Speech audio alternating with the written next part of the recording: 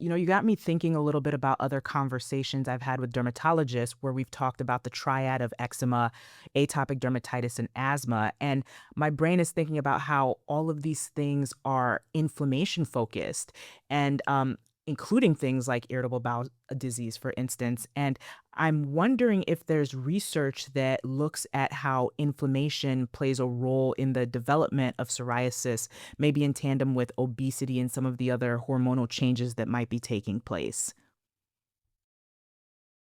Yeah, so it's a little bit complicated. Of course, we know what drives psoriasis quite well, and that's only been confirmed by the results of these increasingly targeted biologics. However, we do know that there is some overlap. For example, the increases in TNF alpha, IL-1, IL-6 are increased in obesity, but we also know that it goes beyond that. So, for example, adiponectin levels are reduced in individuals with psoriasis. And our lab and others have suggested that when you have a deficiency of the adiponectin, it may increase the severity of the psoriasis and perhaps its recalcitrance to some of the therapies.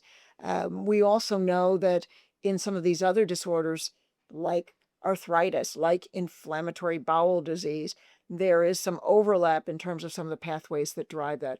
But more investigation, and certainly more investigation in children in whom this is so poorly understood, is warranted.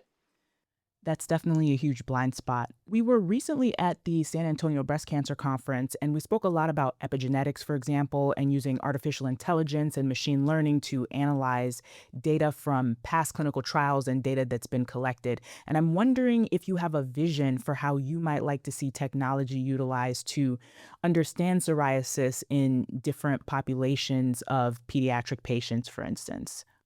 So I think that the problem that we've had with doing assessments, whether they're with AI or otherwise, with databases, is the poor recognition of pediatric psoriasis and thus probably the artificially lowered numbers in databases who have the diagnosis of psoriasis. So that's a problem right there. But I do see if we can get more studies going, larger databases available, a great utilization of or what I like to call augmented intelligence, so artificial intelligence that can be used by physicians to help our patients.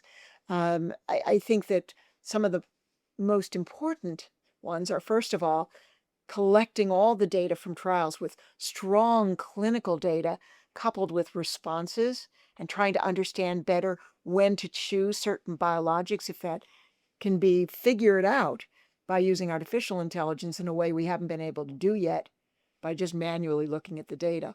I also think there's such a great opportunity to use computerized systems to gather data on multi-omics using non-invasive techniques. For example, taking tape strips in children, non-invasive, non-painful, collects the upper epidermis where it's now been well shown that what you want to look at in psoriasis can be very well delineated from just these bits of skin that you can get off of tape strips, and that we can use big data of all different kinds to try to then understand better what's happening with respect to the proteins, the mRNA, the lipids, the metabolites, etc. And if we couple that with very strong clinical data, we will be able to make all kinds of discoveries that we don't have now. So that work needs to be done to a much greater extent.